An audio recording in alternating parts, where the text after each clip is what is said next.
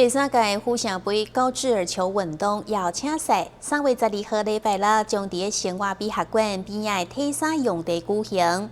以往大约拢有24支球队参加，今年参赛队伍阁更加多。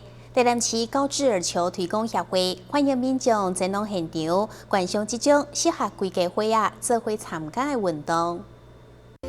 台南市高智儿球推广协会推广之下，已经有愈来愈多人开始介这项运动。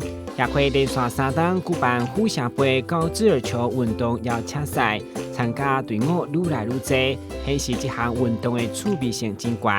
这礼拜六嘛将伫台南市生活美学馆边仔广场来举办比赛。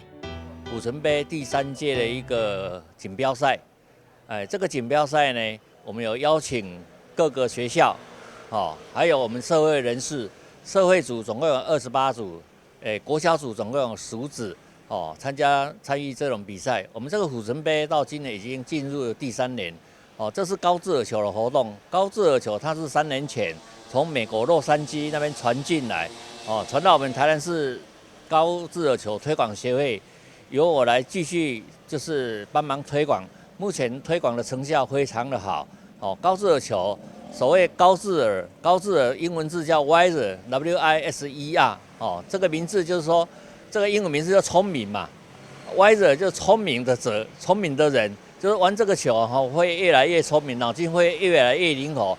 因为高智儿球它是一个不分年龄、没有场地限制的一个活动，也不会有运动伤害，所以非常适合我们市民，不管男女老幼、年龄大小都可以来参与我们的活动。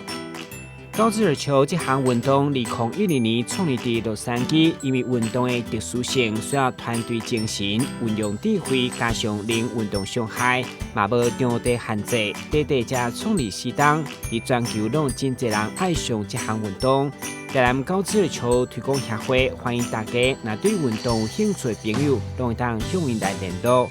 台新闻张伟忠采访报道。PP 宽屏120枚，每月只要888，让你一路畅快爽飙网。伴再送1000元购物金，还送超值 HD 餐，快拨打电话订购。双子星4128812，3冠网4128833。